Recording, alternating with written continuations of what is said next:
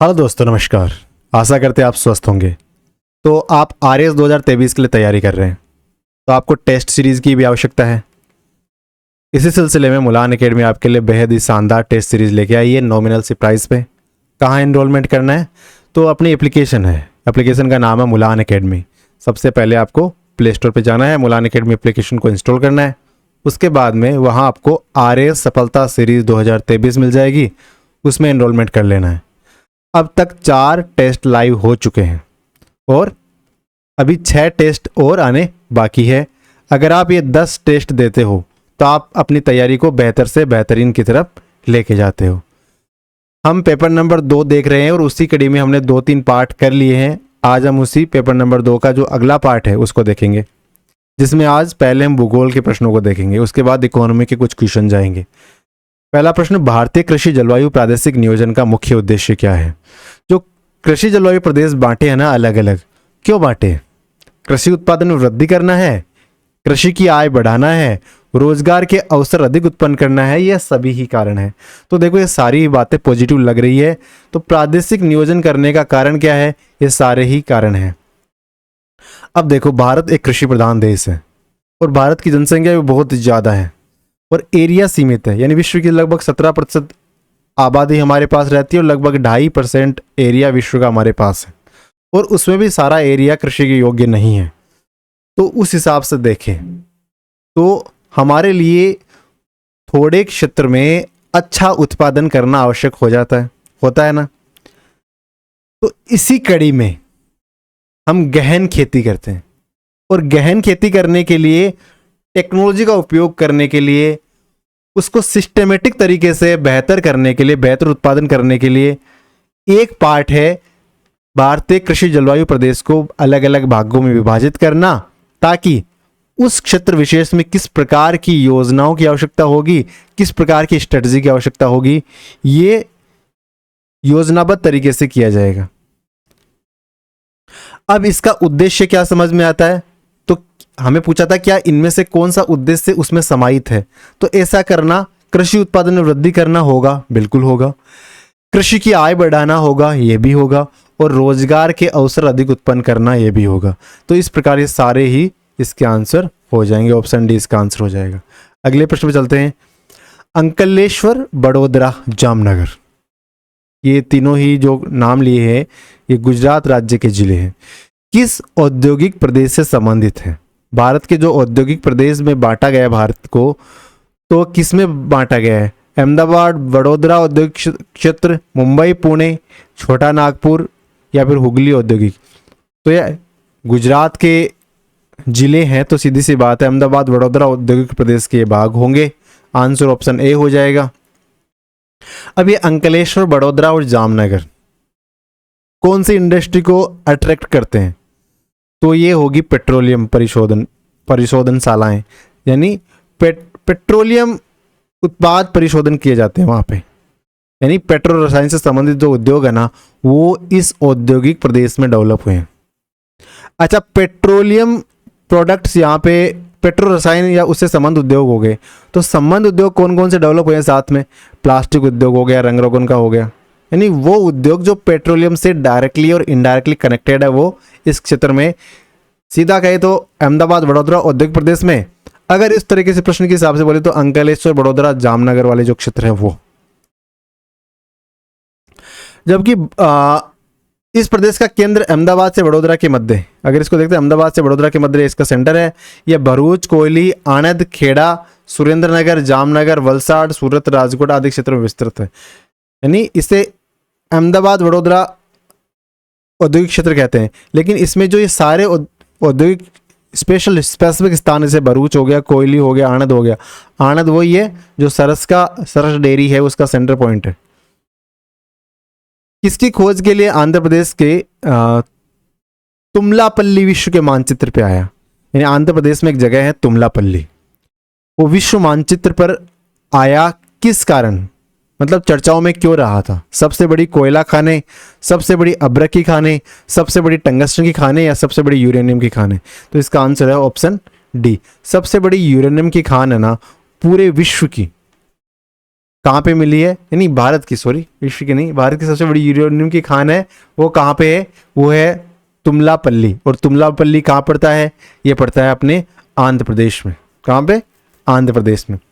तो प्रश्न इस प्रकार बन सकता है कि जो तुमलापल्ली है वो किससे संबंधित है, हमारा उत्तर होगा यूरेनियम की खानों से। दूसरा प्रश्न, तुमलापल्ली यूरेनियम की खाने हैं वो कौन से राज्य में अवस्थित है, तो हमारा उत्तर होगा आंध्र प्रदेश। अच्छा, यूरेनियम की और कौन सी खान है, तो एक तो देखो जादूगोड़ा खान, ये भी फेमस है। ये कहाँ पे है, तो झारखंड है, झारखंड राज्य। वहां पे जो पूर्वी सिंहभूम नाम का जिला है, ईस्टर्न सिंहभूम जिला, उसमें जादूगोड़ा गांव पड़ता है, वहां पे यूरेनियम की खान है। और यहाँ पे 1967 से कार्य चल रहा है। और भारत की विश्व में भारत की यूरेनियम की पहली खान है ये, कौन सी, जादूगोड़ा वाली। लेकिन जादूगोड़ा कहाँ है, झारखंड में। अब ये शब्द आपने रिलेट कर लिया, जादूगोड़ा यूरेनियम से संबंधित है। तुमलापल्ली भारत की सबसे बड़ी यूरेनियम की खान है, ठीक है, ये आंध्र प्रदेश में, दोनों चीजें रिलेट कर ली। अब एक नाम और आपको ध्यान रखना है, कौन सा वो नाम, वो है रोहिल। क्या नाम है, रोहिल। ये रोहिल कहाँ है भाई, रोहिल है अपने सीकर में, सीकर राजस्थान में। तो सीकर राजस्थान में भी यूरेनियम के विशाल भंडार मिले हैं। कहाँ है यूरेनियम, सीकर का जो खंडेला वाला एरिया है ना, उस साइड में है। अब कितना विशाल भंडार है, तो एक अनुमान लगाया जाता है 1086 हेक्टेयर क्षेत्र में इस प्रकार के खनिज पाए जाने की संभावना है। और लगभग 12 मिलियन टन यूरेनियम प्राप्त होने की संभावना है। अच्छा, एक तो देखो संभावना होती है, और एक ये कि यहां तो काम जल्द शुरू हो जाएगा। तो इसके लिए ये इतना ज्यादा पॉजिटिव है कि राज्य सरकार है ना, गहलोत सरकार, उन्होंने यूरेनियम के खनन के लिए लेटर ऑफ इंटेंट भी जारी कर दिए है। LOI कहते हैं, LOI की फुल फॉर्म होती है लेटर ऑफ इंटेंट। राजस्थान सरकार ने ये लेटर ऑफ इंटेंट भी जारी कर दिया है, ठीक है। तो रोहिल का संबंध सीकर से, जादूगोड़ा झारखंड से, और तुमलापल्ली आंध्र प्रदेश से। और ये तीनों ही स्थान किस खनिज से संबंधित है, यूरेनियम से संबंधित है, ठीक है। अगले प्रश्न में चलते हैं। भारत की कुल ऊर्जा खपत, सबसे ज्यादा योगदान किसका है, उससे कम किसका, यानी आपको हमको अवरोही क्रम में इन्हें सेट करना है। तो सबसे ज्यादा योगदान किसका है, यह है कोयला का। उसके बाद में पेट्रोलियम का, पेट्रोलियम के बाद जल विद्युत का, जल विद्युत के बाद में प्राकृतिक गैस का। अगर भारत के ऊर्जा संसाधनों की बात करें तो बिगेस्ट जो कंट्रीब्यूशन है वो कोयला का है। और 2 नंबर पे आता है पेट्रोलियम, दो नंबर पे, जल विद्युत 3 पे, और प्राकृतिक गैस 4 पे, ठीक है। कोयला याद रखना है पहले नंबर पे, दूसरे नंबर पे पेट्रोलियम है, बाद में कोई दिक्कत नहीं है, पहले 2 आपको स्पेशली याद रखने हैं। राजस्थान के धरातलीय स्वरूपों के संबंध में कौन सा कथन गलत है। अब हम राजस्थान की ज्योग्राफी के संबंध में बात कर रहे हैं।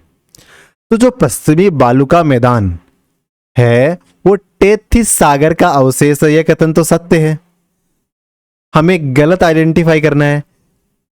दक्षिणी पूर्वी पठार गोंडवाना लैंड का विस्तारित भाग है। तो जो अपना राजस्थान, ये अपना प्यारा राजस्थान हो गया, ठीक है। जो दक्षिणी पूर्वी पठारी वाला भाग है, ये किसका भाग हिस्सा है, ये गोंडवाना लैंड का हिस्सा माना जाता है।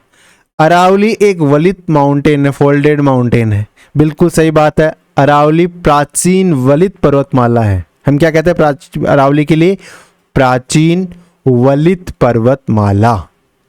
तो इसका मतलब ये कथन भी सत्य हो गया, पहला सत्य, दूसरा सत्य, तीसरा सत्य। उत्तरी पूर्वी मैदान सिंधु नदी द्वारा निर्मित मैदान का भाग है। ये जो मैदान है, ये वाला इधर वाला, ये सिंधु नदी द्वारा निर्मित मैदान है नहीं, ये गंगा और उसकी सहायक नदियों से निर्मित मैदान है। तो इस प्रकार ये कथन हमारा गलत हो जाता है, और हमें गलत आइडेंटिफाई करना था, तो ऑप्शन हमारा डी सही हो जाएगा। तो जो उत्तरी पूर्वी मैदान है, कौन कौन से जिले, तो भरतपुर हो गया, अलवर, धौलपुर, करौली, सवाई माधोपुर, जयपुर, दौसा, टोंक, भीलवाड़ा, ये मैदानी भाग में समाहित है और राजस्थान के कुल क्षेत्रफल का कितना प्रतिशत है? 23%। यहाँ जलवायु किस प्रकार की है? उत्तरी पूर्वी मैदान में, तो यहाँ आर्द्र जलवायु, पूर्वी मैदानी क्षेत्र में जलवायु आर्द्र जलवायु, वर्षा 50 से लेके 80 सेंटीमीटर, मिट्टी जलोढ़ मिट्टी है और दोमट मिट्टी है। और मैदानी, अब देखो इसको कौन अलग करता है मरुस्थल से? तो जो अरावली पर्वतमाला है, इसका जो पूर्वी हिस्सा है ये इसमें समाहित हो जाता है। इस मैदान का उत्तरी भाग गंगा यमुना के मैदानी भाग से मिला हुआ है। किससे बना है? गंगा यमुना का जो मैदानी भाग है उससे, ना कि सिंधु से। और जो मैदानी इलाका है राजस्थान का 23% क्षेत्र कवर करता है, लेकिन जनसंख्या निवास करती है यहाँ 39%, यानी राजस्थान का 23% क्षेत्र जो पूर्वी मैदान के नाम से जाना जाता है 39% जनसंख्या को वहन करता है। ठीक है। और सर्वाधिक जनसंख्या घनत्व वाले जिले कौन से हो गए? जैसे जयपुर हो गया, अलवर हो गया, दौसा हो गया। ठीक है। कहाँ है ये? पूर्वी भाग में, इसी मैदानी क्षेत्र में। तो इसका आंसर क्या हो जाएगा? ऑप्शन डी हो जाएगा। अगले प्रश्न में चलते हैं। राजस्थान में निम्न में से कौन से जिले मुख्यतः बीहड़ प्रभावित है? और बीहड़ का नाम आते ही हमारे मन मस्तिष्क में एक नदी का नाम आता है। कौन सी नदी है? चंबल। तो कौन से जिले हैं? तो देखो सीधा स्पष्ट है, कोटा, सवाई माधोपुर, धौलपुर जिले हैं ना, ये बीहड़ प्रभावित है। बीहड़ किससे बनते हैं? चंबल नदी है, वो अवनालिका अपर्दन के लिए जानी जाती है और बाद में वो बीहड़ का रूप ले लेते हैं। कहने का मतलब क्या हो गया? मिट्टी का क्षरण होता है और गड्ढे गड्ढे जैसे बन जाते हो और बीहड़ का रूप हो जाता है। वो जमीन अनुपजाऊ होती है, अनुपयोगी होती है। अब हमारे प्रश्न में चंबल नदी का उल्लेख आया। अब चंबल नदी की अगर बात करें तो जनापाव पहाड़ी मध्य प्रदेश से निकलती है, फिर मध्य प्रदेश से निकल के राजस्थान का 84गढ़ चित्तौड़ में राजस्थान में प्रवेश करती है और फिर इस पे 4 बांध बने हुए हैं।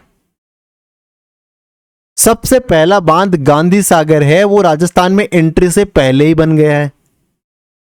ठीक है। फिर 84गढ़ में जैसे ही एंट्री हुई उसके बाद में राणा प्रताप सागर बांध बना, फिर इसके बाद जवाहर सागर बना और फिर कोटा बैराज। तो जो इस नदी पे राजस्थान में अंतिम बांध है वो कौन सा है? कोटा। अच्छा, फिर अब ये देखो, मुरादगंज नाम की जगह है इटावा, उत्तर प्रदेश में। उत्तर प्रदेश में मुरादगंज इटावा नाम की जगह है, वहां पे ये अपनी चंबल नदी है वो यमुना नदी में मिल जाती है। अच्छा, यमुना राजस्थान में प्रवेश करने के बाद, लेकिन मुरादगंज इटावा में यमुना में प्रवेश करने से पहले इसमें कुछ मुख्य मुख्य नदियां आके गिरती है जिसे हम चंबल की सहायक नदियां कहते हैं। तो प्रश्न एग्जाम में कई बार ये भी बनते हैं। तो कौन कौन सी नदियां इसकी सहायक नदियां हैं वो देखते हैं। एक तो जो मेज नदी है ना, वो इसकी सहायक नदी है। कौन सी है? मेज नदी। एक है बनास नदी, सबसे महत्वपूर्ण नदी राजस्थान के परिप्रेक्ष्य में बात करें तो ये खमनोर की पहाड़ियों से निकलती है राजसमंद में। ठीक है। और रामेश्वरम नामक स्थान है सवाई माधोपुर में, वहां जाके ये चंबल में मिल जाती है। अच्छा, बनास मिलती है, वहीं पे एक नदी और मिलती है सीप। तो सीप, बनास और चंबल, इनका जो ये सेंटर पॉइंट हो गया, इसे कहते हैं रामेश्वरम। क्या कहते हैं? रामेश्वरम नाम की जगह। और रामेश्वर जगह कहां पड़ती है? सवाई माधोपुर में पड़ती है। इसके अलावा एक पार्वती नदी है, वो इसकी सहायक नदी है, जो निकलती तो सीहोर मध्य प्रदेश से है और चंबल नदी में मिलती कहां पे? पालिया नाम की जगह कोटा में, वहां चंबल में मिलती है। अच्छा, एक जो ये काली सिंध नदी है ना, ये नदी की भी इसमें चंबल नदी में प्रवेश करती है। अब ये काली सिंध क्या है? काली सिंध की भी कुछ सहायक नदी है जो पहले काली सिंध में गिरती है, फिर काली सिंध जाके नानेरा नाम की एक जगह है, वहां पे चंबल में मिलती है। तो काली सिंध नानेरा नाम की जगह चंबल नदी में प्रवेश करती है। लेकिन काली सिंध की सहायक नदियां कौन कौन सी है? तो एक तो चंद्रभागा नदी काली सिंध में मिलती है, वो हरिश्चंद्र बांध जहाँ पे बना हुआ उसी किनारे। एक परवण नदी गिरती है, एक आहू नदी गिरती है। आहू कहाँ से निकलती है? तो सुसनेर से। अब इतना ज़्यादा तो कॉम्प्लेक्स हो गया ना, आपको याद नहीं रहेगा ना, तो एक बार पॉज कर लेना भाई और आराम से एक एक चीज़ को देखना है। ठीक है ना? हाँ। और परवन नदी विंध्याचल की पहाड़ी से मनोहर ताना नाम की जगह राजस्थान में प्रवेश करती है और फिर काली सिंधु मिल जाती है पलायता अट्टागांव बारा के अंदर। ये चीज़ें याद करनी है आपको पॉज करके। ये चंबल नदी का नदी तंत्र है। अगले प्रश्न पे चलते हैं। सॉरी, निम्नलिखित में से जिलों का कौन सा समूह राजस्थान में उप आर्द्र जलवायु का प्रतिनिधित्व करता है? उप आर्द्र जलवायु, तो देखो कौन सा जिला हो, कौन सा क्रम होगा? जयपुर, अजमेर और अलवर। जयपुर, अजमेर और अलवर है ना, ये राजस्थान के अंदर उप आर्द्र जलवायु का प्रतिनिधित्व करते हैं। किसका? उप आर्द्र जलवायु का प्रतिनिधित्व करते हैं। उप आर्द्र जलवायु में कौन कौन से आते हैं? अलवर हो गया, झुंझुनू का थोड़ा पार्ट, सीकर का थोड़ा पार्ट, जयपुर का थोड़ा पार्ट, अजमेर, टोंक, भीलवाड़ा, दौसा, पाली, नागौर और जालोर। नागौर और जालोर का कुछ पार्ट, ये किस में आते हैं? उप आर्द्र में आते हैं। ठीक है, तो इनमें से देखते तो जयपुर आ गया, अजमेर आ गया और अलवर आ गया, तीनों इसमें समाहित है, तो हमारा उत्तर ऑप्शन बी हो जाएगा। बाकी ये प्रश्न आपके लिए सामान्य था। अब हमें कुछ वनों के प्रकार दे रखे हैं, जैसे वर्षा वन, ढाक वन, सालर वन, शुष्क सागवान वन, और हमें बताना है कि ये कौन से जिलों में है। तो इसको हम विस्तार से देखते हैं। तो देखो, जो सागवान के वन है ना, सबसे पहले इस प्रश्न के आंसर को आइडेंटिफाई करने का प्रयास करते हैं। इस प्रश्न का उत्तर है ऑप्शन ए, यानी पहले के साथ डी, यानी सालर वन मिलेंगे हमें अलवर में। कहाँ पे? सालर वन अलवर में। उसके बाद में ढाके वन कहाँ मिलेंगे? ये मिलेंगे चित्तौड़ में। ढाके वन मिलेंगे हमें चित्तौड़ में। फिर वर्षा वन सिरोही के अंदर मिलेंगे, और शुष्क सागवान वन मिलेंगे बांसवाड़ा में। ठीक है, तो अगर इसी क्रम में देखते तो सागवान के वन मिलते हैं बांसवाड़ा, डूंगरपुर, चित्तौड़गढ़ वाले इलाके में। सालर वन अलवर, राजसमंद, चित्तौड़गढ़ में। बांस के वन बांसवाड़ा, उदयपुर में। खेर के वन उदयपुर, चित्तौड़, झालावाड़ में। तेंदू, झालावाड़, कोटा, बूंदी, यानी दक्षिणी रास्ता। तेंदू वाला देखे ना, तेंदू वाला में इसको इस प्रकार रिलेट करना, सॉरी, तेंदू वाले वन इस साइड में मिलेंगे। ठीक है, और महुआ के वन डूंगरपुर, बांसवाड़ा, ये वाले एरिया में महुआ के वन मिलेंगे। ढाक पलास के वन सवाईमाधोपुर, अलवर, राजसमंद, ये ढाक सवाईमाधोपुर अलवर वाला ये वाला इलाका हो गया। और चंदन के वन मिलेंगे। ये दो, इस पे दो ही जिले दे रखे हैं, तो इसके स्पेशली हमें ध्यान रखना है। चंदन के वन में एक तो हो गया अपना राजसमंद जिला, और एक हो गया अपना सिरोही जिला। ठीक है, इन जिलों में कौन से वन मिलते हैं? चंदन के वन मिलते हैं। चंदन के वन राजसमंद और सिरोही में चंदन के वन मिलते हैं। ठीक है, अगले प्रश्न में चलते हैं। राजस्थान में मध्यम सिंचाई परियोजनाओं के संदर्भ में, यानी 2000 से 10,000 हेक्टेयर में से जो सिंचाई करती है ना सिंचाई परियोजनाएं, कितने? 2000 से 10,000 हेक्टेयर। तो उन सिंचाई परियोजनाओं को क्या कहते हैं? मध्यम सिंचाई परियोजनाएं। तो उनके संबंध में कुछ कथन दे रखे हैं, हमें सही आइडेंटिफाई करना है। तो इसमें 82 परियोजना है, वो कहाँ की है? तो देखो इसमें ऑप्शन डी सही है, तकली कोटा में है और गदड़ा बूंदी में। ये जिला एकदम सही है। ये तकली मध्यम सिंचाई परियोजना है। तकली कहाँ पे?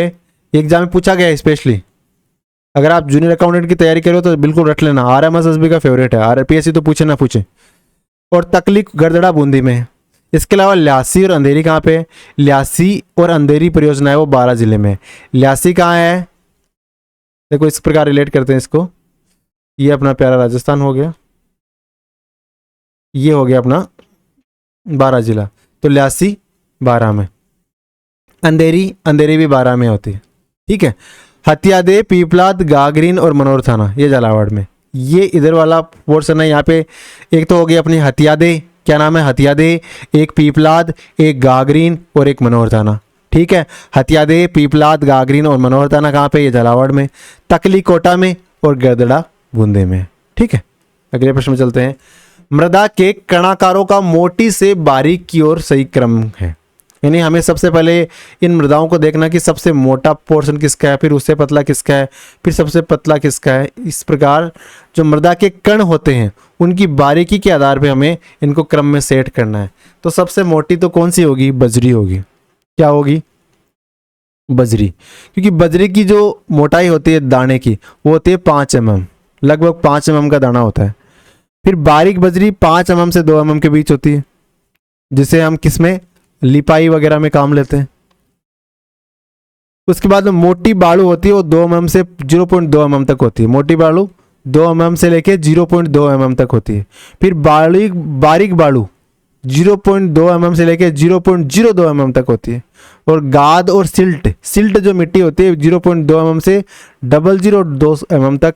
और चिक्का या क्ले मिट्टी होती है, उसकी जो साइज होती है ना, उसको स्पेशली याद रखो 0.002 mm। 0.002 mm किस में आएगी? चिक्का, या जिसे हम क्ले मिट्टी भी कहते हैं, क्ले कहते हैं ना, वो उसकी जो बारीक mm कितना होता है, कण कण की बारीकी 0.002 0.002 mm से भी कम। निम्नलिखित में से सही सुमेलित नहीं है। कौन सा सुमेलित नहीं है? तो देखो, ईसबगोल अनुसंधान केंद्र कहाँ पे है? ईसबगोल अनुसंधान केंद्र मंडोर में है। बिल्कुल सत्य है, ये कथन बिल्कुल सत्य है।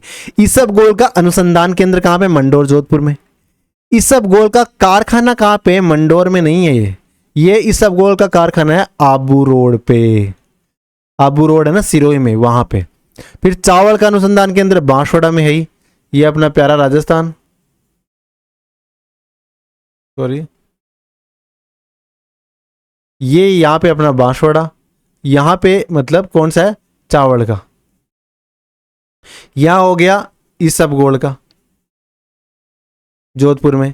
इसके अलावा सीताफल का चित्तौड़ में, चित्तौड़ में है सीताफल का उत्कृष्टता केंद्र। और जैविक कृषि अनुसंधान केंद्र हो गया झालावाड़ में। यहाँ पे क्या है? जैविक कृषि अनुसंधान केंद्र, ठीक है। जैविक कृषि अनुसंधान केंद्र कहाँ पे? झालावाड़ में। सीताफल का चित्तौड़ में। सब्जी फल का उत्कृष्टता केंद्र बूंदी में। और ईसबगोल का कारखाना आबू रोड पे। मक्का का अनुसंधान केंद्र बांसवाड़ा में। मक्का का अनुसंधान केंद्र कहाँ पे? बांसवाड़ा में। चावल का बांसवाड़ा में। ईसबगोल का कारखाना आबू रोड पे। इस गोल का कारखाना कहाँ पे? आबू रोड पे। लेकिन अनुसंधान केंद्र इसका भी मंडोर में है, ठीक है। अगले प्रश्न में चलते हैं। राजस्थान स्टोन पार्क कहाँ पे? राजस्थान का जो स्टोन पार्क कहाँ है? विष्णुदा धौलपुर में है। कहाँ पे? विष्णुदा धौलपुर में राजस्थान का स्टोन पार्क है। इसके अलावा कुछ प्रमुख पार्क है, वो देखते हैं। टेक्सटाइल पार्क कहाँ पे? तो सिलोरा नाम की जगह पड़ती है किशनगढ़ में। टेक्सटाइल पार्क कहाँ पे? टेक्सटाइल पार्क है सिलोरा किशनगढ़ में। कहाँ पे? टेक्सटाइल पार्क सिलोरा किशनगढ़ है, किशनगढ़ अजमेर में। जो टेक्सटाइल का पार्क है राजस्थान में, वो कहाँ पे है? वो यहाँ पे है, सिलोरा किशनगढ़ में। उसके बाद में हार्डवेयर टेक्नोलॉजी पार्क कहाँ पे? तो कुक्कस जयपुर के अंदर hardware technology park. Hosiery park Bhiwadi Alwar. Hosiery कहाँ पे? भिवाड़ी अलवर में है। और हैंडीक्राफ्ट पार्क भी जोधपुर में। हैंडीक्राफ्ट पार्क कहाँ पे? जोधपुर में है। तो इस प्रकार एक बार फिर से देखते हैं। Stone park Vishnuda Dholpur, textile park Silora Kishangarh, hardware technology park Kukas Jaipur, hosiery park Bhiwadi Alwar और हैंडीक्राफ्ट पार्क जोधपुर। और जोधपुर साथ जैसलमेर में भी हैंडीक्राफ्ट पार्क अवस्थित है, यानी जैसलमेर है वहाँ पे हैंडीक्राफ्ट पार्क अवस्थित है, स्थापित किया हुआ है। राजस्थान की सर्वाधिक और न्यूनतम अनुसूचित जाति की जनसंख्या किस जिले में? प्रतिशत की बात नहीं कर रहे हैं, संख्या की बात कर रहे हैं, और वो भी एससी कम्युनिटी की। तो इसका आंसर है ऑप्शन ए, यानी सबसे ज्यादा जो एससी हमारी कम्युनिटी है वो कहाँ पाई जाती है? जयपुर में और श्री गंगानगर में। कहाँ पे? जयपुर गंगानगर में। और सबसे कम तो डूंगरपुर और प्रतापगढ़ में, क्योंकि यहाँ एसटी की पॉपुलेशन ज़्यादा है, एससी की कम है। जयपुर गंगानगर में सर्वाधिक है, डूंगरपुर में प्रतापगढ़ में सबसे कम है, ठीक है। अगर पूरे राजस्थान में एससी की बात करें तो टोटल पॉपुलेशन का 17.8% क्या है? हमारी एससी कम्युनिटी है। एससी कम्युनिटी के सर्वाधिक जिले हमने देख लिए, जयपुर और श्री गंगानगर। यानी देखते हैं तो ये तो गंगानगर हो गया और ये जयपुर हो गया, यहाँ पे एससी कम्युनिटी सर्वाधिक मात्रा में। न्यूनतम ये साउदर्न राजस्थान हो गया, यहाँ पे पाई जाती है। अब प्रतिशत में सबसे ज्यादा कहाँ पे? प्रतिशत में सबसे ज्यादा गंगानगर में और सबसे कम डूंगरपुर में प्रतिशत में। संख्या में सबसे ज्यादा जयपुर में है, लेकिन प्रतिशत में सबसे कम डूंगरपुर में, ठीक है। राजस्थान के किन जिलों में हरा और लाल संगमरमर प्राप्त होता है? लाल संगमरमर और हरा संगमरमर कहाँ प्राप्त होता है? तो देखो, जो हरा संगमरमर है वो मिलता है उदयपुर में। कहाँ पे? उदयपुर में। और लाल संगमरमर मिलता है धौलपुर में। तो उदयपुर और धौलपुर कहाँ पे है? ऑप्शन सी में है, तो इसका आंसर हो जाएगा ऑप्शन सी। हरा संगमरमर उदयपुर में मिलेगा, लाल संगमरमर धौलपुर में मिलेगा। हरा उदयपुर, लाल तो पूरी राजस्थान का सबसे छोटा जिला नहीं रहा, अब दूध सबसे छोटा हो गया है ना, धौलपुर। इसके अलावा पीला संगमरमर जैसलमेर। पीला संगमरमर कहाँ मिलेगा? जैसलमेर में। काला संगमरमर कहाँ मिलेगा? बेसलाना में। अब भैंस का कलर क्या होता है? काला, तो काला संगमरमर बेसलाना जयपुर में मिलेगा। गुलाबी संगमरमर कहाँ मिलेगा? भरतपुर में और जालौर में। ठीक है, भरतपुर जालौर में कौन सा संगमरमर मिलेगा? गुलाबी संगमरमर। तो गुलाबी का याद रखो, भरत, जालौर। ठीक है, तो इस प्रकार हमें ये RMSSB के फेवरेट प्रश्न है, RPSC भी पूछ सकते हैं, ध्यान रखना। राजस्थान की संयुक्त तापीय ऊर्जा परियोजना में सही नहीं है, यानी राजस्थान ने किसी और राज्य के साथ कॉन्ट्रैक्ट करके तापीय ऊर्जा परियोजनाएं स्थापित की है, इसमें कौन सा सम्मिलित नहीं है? तो जो सिंगरौली तापीय ऊर्जा परियोजना है वो राजस्थान और उत्तर प्रदेश की है, ये कथन बिल्कुल सत्य है और हमें बताना है जो सत्य नहीं है। तो सिंगरौली तापीय विद्युत परियोजना कहाँ की है? राजस्थान और उत्तर प्रदेश की। ठीक है, रिहंद कहाँ की है? तो रिहंद भी राजस्थान और उत्तर प्रदेश के साथ सहयोग से स्थापित की गई है।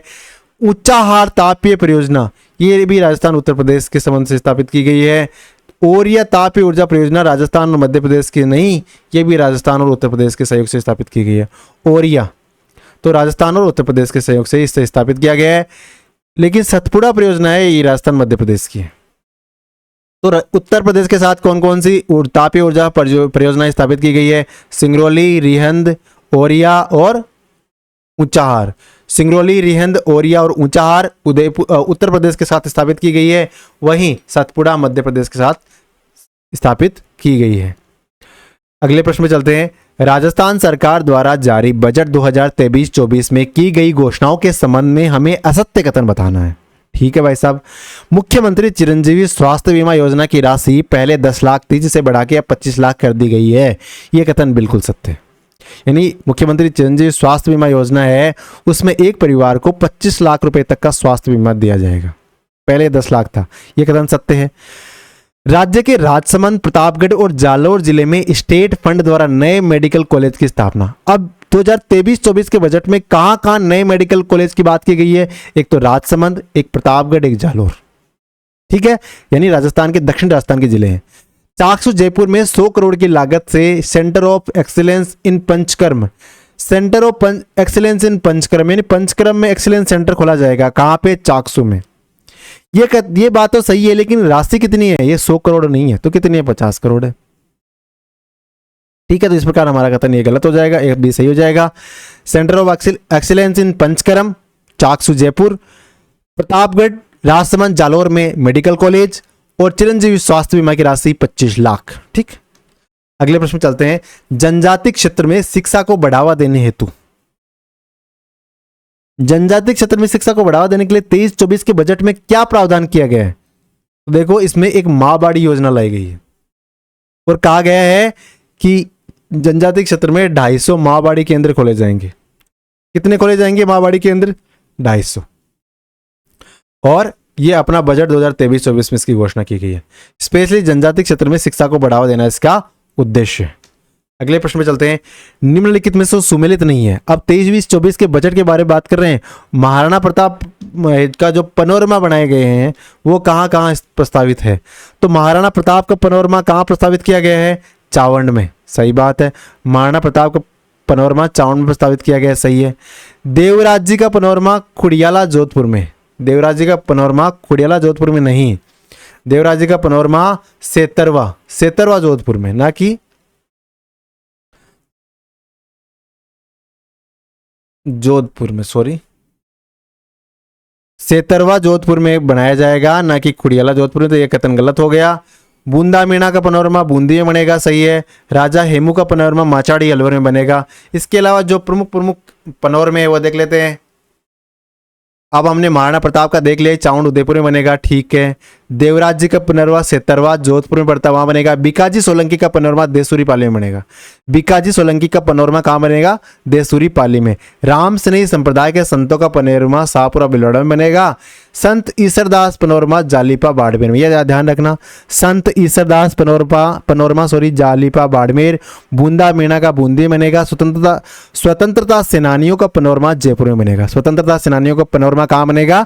जयपुर में बनेगा। और महाराजा सूरजमल का पनोरमा डीग भरतपुर में बनेगा, ये ओबीएस सी बात है। और राजा हेमू का पनोरमा है वो माचाड़ी अलवर में, माचाड़ी अलवर में बनेगा राजा हेमू का मकबरा। नहीं मकबरा क्या, पनोरमा, सॉरी। राजस्थान का वर्ष 2022-23 में प्रचलित कीमतों पर जीडीपी में कितने प्रतिशत की वृद्धि होने का अनुमान है? प्रचलित कीमतों पे जीडीपी कितनी वृद्धि हुई? तो देखो प्रचलित कीमतें है ना, उसमें जीडीपी वृद्धि हुई है 16.04%। 2022-23 की जो इकोनॉमिक सर्वे है उसके अनुसार प्रचलित कीमतों पर जीडीपी में 16.04 की वृद्धि हुई है, ठीक है। और कुल जीडीपी कितनी बताई गई है? 14.14 लाख करोड़। इससे पहले 12.18 लाख करोड़ थी, बढ़ के 14.14 लाख करोड़ होगी जीडीपी, और ये 16.04% की ग्रोथ दिखाता है, यानी 16% की ग्रोथ दिखाती है, ठीक है। राष्ट्रीय कृषि विस्तार और तकनीकी मिशन में केंद्र और राज्य का वित्त पोषण अनुपात कितना है? किसकी बात कर रहे हैं? राष्ट्रीय कृषि विस्तार और तकनीकी मिशन। और केंद्र राज्य का वित्त पोषण कितना है? इसमें 60% केंद्र सरकार देगी, 40% राज्य सरकार देगी। और किसानों को उन्नत तकनीक की अच्छी टेक्नोलॉजी प्रदान करना कृषि क्षेत्र में, यही उद्देश्य है। कौन कौन से उपमिशन है इसमें शामिल? ये प्रश्न बन गया एग्जाम में। तो राष्ट्रीय कृषि विस्तार और तकनीकी मिशन के जो उप मिशन है, एक तो कृषि विस्तार उप मिशन, एक बीज और रोपण सामग्री पर उप मिशन, एक कृषि यंत्रीकरण उप मिशन, और कृषि में ई गवर्नेंस प्लान्स, ठीक है। तो क्या क्या उप मिशन शामिल है इसमें? राष्ट्रीय कृषि विस्तार तकनीकी मिशन में कृषि विस्तार पर उप मिशन, बीज और रोपण सामग्री पर उप मिशन, कृषि यंत्रीकरण पर उप मिशन, और कृषि में ई गवर्नेंस प्लान, ठीक है। तो ये सारे शामिल है, ध्यान रखना, याद रखना है। सेवा क्षेत्र में प्रचलित मूल्यों पर सकल मूल्य वर्धन 22-23 में कितने प्रतिशत औसत वृद्धि? अब पहले तो हमने जीडीपी वृद्धि की बात करी। जीडीपी में 16.04% की वृद्धि हुई, किस पे? प्रचलित कीमतों पे। अब सेवा क्षेत्र में प्रचलित कीमतों पर कितनी वृद्धि हुई? सेवा में ओनली। तो देखो सेवा क्षेत्र में वृद्धि हुई है अपनी 8.65%। कितनी वृद्धि हुई है? 8.65% की ग्रोथ हुई है प्रचलित कीमतों पर सेवा क्षेत्र में, ठीक है। ज्यादा समय नहीं लगाते हैं, आगे चलते हैं। वैश्विक खुशहाली सूचकांक रिपोर्ट 2023 में भारत को कौन सी रैंक मिली है? वैश्विक खुशहाली सूचकांक रिपोर्ट में भारत को रैंक मिली है 126वीं। कितनी रैंक मिली है?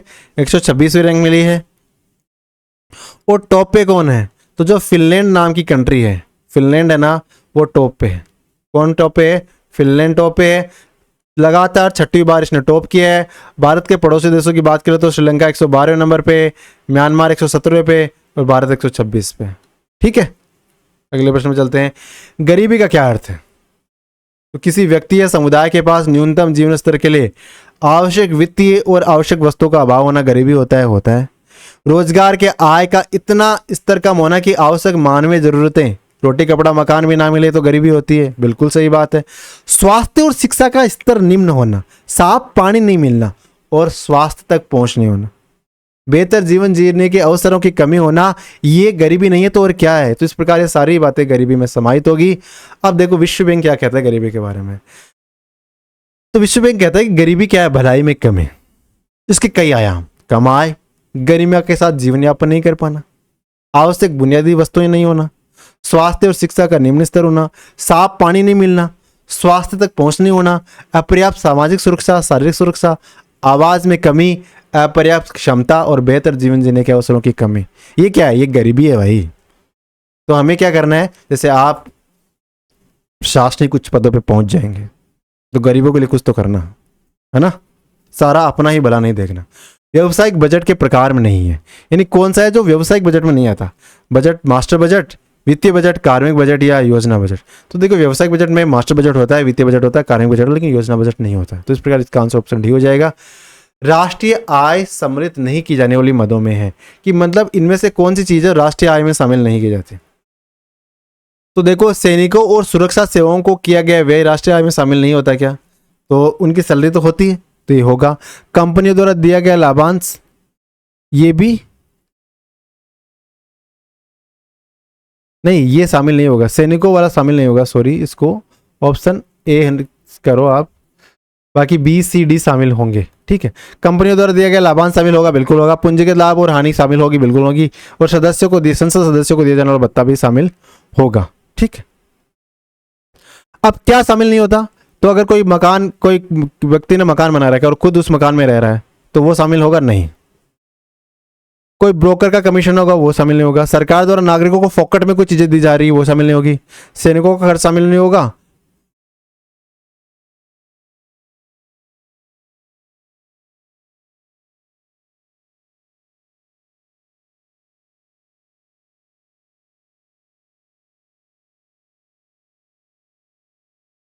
वर्तमान मूल्यों पर प्रति व्यक्ति आय की वृद्धि दर स्थिर कीमतों पर प्रति व्यक्ति आय की दर अपेक्षाकृत अधिक है, क्योंकि स्थिर कीमतों पर प्रति व्यक्ति आय की वृद्धि दर में ध्यान रखा जाता है।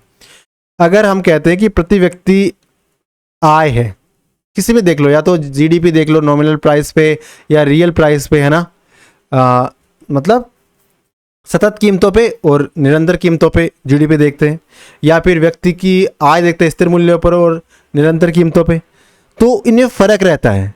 ऐसा क्यों है, क्या कारण है? जनसंख्या वृद्धि की दर के कारण, मूल्य स्तर में वृद्धि की दर के कारण, मुद्रास्फीति की दर के कारण, या वेतन वृद्धि में दर के कारण? तो इसका आंसर होगा मुद्रास्फीति में वृद्धि की दर के कारण। यानी किसी व्यक्ति की आय है मुद्रास्फीति की वृद्धि की दर के कारण ज़्यादा लग सकती है, जबकि इतनी वृद्धि हुई नहीं। अगर हम जीडीपी की बात करें, जैसे मान लीजिए इसको एक जीडीपी के उदाहरण से समझते हैं किस प्रकार मुद्रास्फीति प्रभावित करती है। जीडीपी क्या है? किसी एक देश की सीमाओं में उत्पादित अंतिम वस्तुओं और सेवाओं का मूल्य जीडीपी है। और जीडीपी हम दो कीमतों पर निकालते हैं, एक तो स्थिर और एक प्रचलित, है ना। आप देखो अंतिम वस्तु ये मान लीजिए 100 वस्तु 2020-2021